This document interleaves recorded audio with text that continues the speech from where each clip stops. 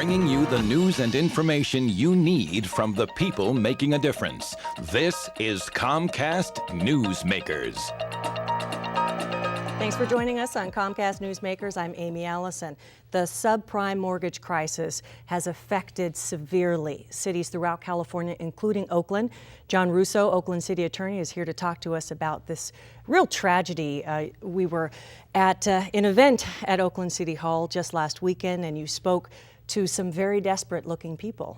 It's a tragedy is the way to describe it. And I think what's lost in this discussion is that it's not simply the family whose dreams are being extinguished, who are losing equity, who are losing their home. It's also that when one of these homes is foreclosed, particularly in many of our East Oakland and West Oakland neighborhoods, you're looking at an impact to the very fabric of that block. And we've worked so hard over the past several years in Oakland to turn around abandoned properties, to deal with quality of life issues, that this is a real threat to the progress we've made, and it's real progress for real families. Last year, 15 out of every 1,000 homes in East Oakland were foreclosed. And projected to get worse. It is projected, yes. You know, I talked to, at that same event, a couple of families that they said that they were paying their mortgage on time. Their loan servicer sold the mortgage. A foreign loan servicer jacked up their monthly payment, and then they went through, are facing foreclosure. Is that a common story now? It's a common story, and there's many common aspects to that story. One is the huge increase in the mortgage payment. Often it's in the fine print in the documents. And I'm going to come back to that real quickly. But the second part that's really common and different from before is this idea that the loan gets sold to somebody who gets sold to, and the loan gets sold to another company, and then another company, and then another company. And in the end, people don't know who it is they're supposed to talk to. And this is the critical point about this crisis. In the day, you got your loan from your local bank. And your local banker knew you, probably, or knew someone who knew you. And if you got in trouble, you went to see them and you talked to them and you worked it out. Now, it's not only a question of they won't let you work it out. As a homeowner, you don't even know who it is you're supposed to be talking with. That's really the problem, is this constant assigning of the loan to company after company. It breaks the personal bond, but more importantly, it creates a situation where people just don't know what it is they're supposed to be doing. All right, so you have an individual who's now faced with these exorbitant costs, mortgage costs every month, and they realize they're in trouble. What do they do? Well, the first thing they have to do is they have to try to nail down who it is that is holding their loan. Because interestingly, many of the loan holders have other properties in the area and have an interest in trying to work with the homeowner, because if there are too many foreclosures that drive down the value of a neighborhood, it has now impaired the value of the assets that they're holding. So that's an issue. You also, if you're holding a lot of foreclosed proproperties, it's hard to sell them. It's too much product on the market. From the perspective of the lender. And so it's one of those ironies here that everybody acting in their individual interest creates damage to everybody else. And if folks could actually cooperate, they could work things out in a way that would protect the shareholders of these corporations, but would, I think, for us, from our perspective, more importantly, protect our families and our neighborhoods. Well, we've been hearing from our California governor's office, as well as state lawmakers, that something's got to be done. They're trying to put some measures in place. From the city perspective, as city attorney, what do you hope to do to really protect these families and their homes? Well, I think most importantly, the city of Oakland tried in the early part of this decade to get the legislature to act, and had the legislature act, probably anywhere from 25% to about 1/3 of these foreclosures wouldn't have happened.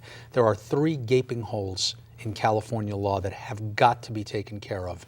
First, translation. City like Oakland, we have so many people speaking languages. Contracts in California have got to be written in the language in which they were negotiated. Seems fair. I want to hear more about this. I hope you'll come back to the show and talk to us more about how to deal with this crisis. Sure.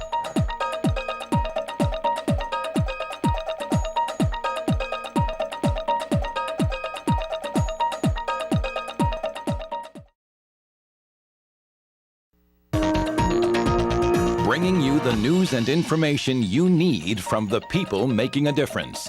This is Comcast Newsmakers. Welcome to Comcast Newsmakers. I'm Amy Allison. The rash of foreclosures that are racking the nation have really hit Oakland hard. John Russo, Oakland City Attorney, is here to talk about the problem and possibly some of the solutions.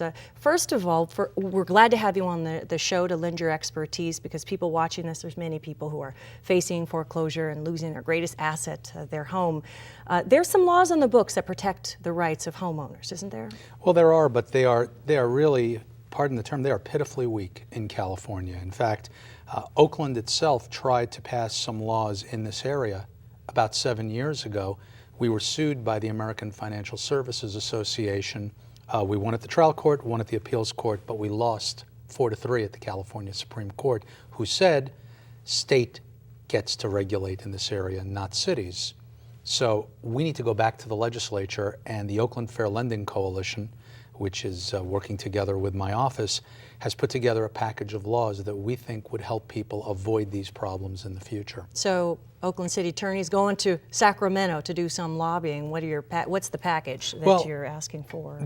There's three really big problems that are true throughout the state, but are particularly impacting Oakland. First is that in Oakland, we have so many different languages spoken. And California law generally says that a contract should be written in the same language in which it was discussed and negotiated. There's a huge exception to that general rule, and that is mortgages.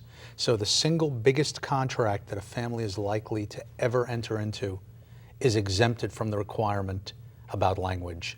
And that just seems unfair and just lends itself to all kinds of opportunities for abuse. So just so I'm clear, if you are a Mandarin speaker or a Spanish speaker or any other speaker other than English, you still have to sign your loan documents in English. That's correct. You do. All right. Today. Now, second is, this is not your father's mortgage market. And so the mortgage market 40 years ago, you had 2, maybe 4 products: 15-year loan, 30-year loan, variable 15, and variable 30. Now, what you have today is this proliferation of different mortgage products, and that's a good thing. It creates liquidity and opportunity for people. Mm-hmm. But what we have to acknowledge is that mortgage brokers are now professionals with special information and knowledge about the mortgage market, different from the days of the old S&Ls, where you had a neighborhood bank giving you your mortgage.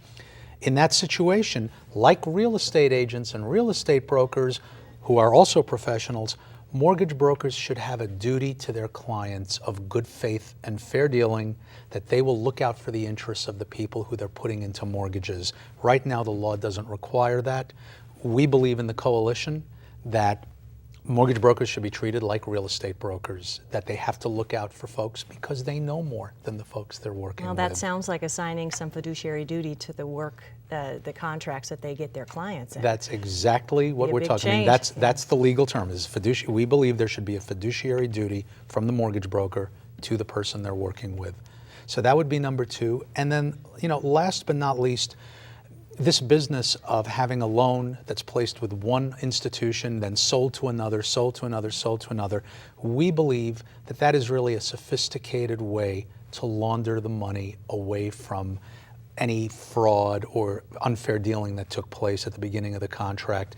We believe that an institution that buys a mortgage should get all the benefits of the profit of that mortgage, and they should bear the burdens if it was placed in a way that was unfair or otherwise fraudulent. It's called assignee liability, and we believe it ought to attach to mortgages. It's going to be quite something to see state legislators take on some of the biggest and most powerful businesses and regulate them in this way. It's pretty significant. It'll be a difficult call for them, because the financial services industry, as the Wall Street Journal has reported, spent over $180 million in the early part of this decade lobbying against just these laws that would have saved tens of thousands of homes in California. Well, we appreciate the update. John Russo, Oakland City Attorney, was here with us on Comcast Newsmakers. Thanks for joining us.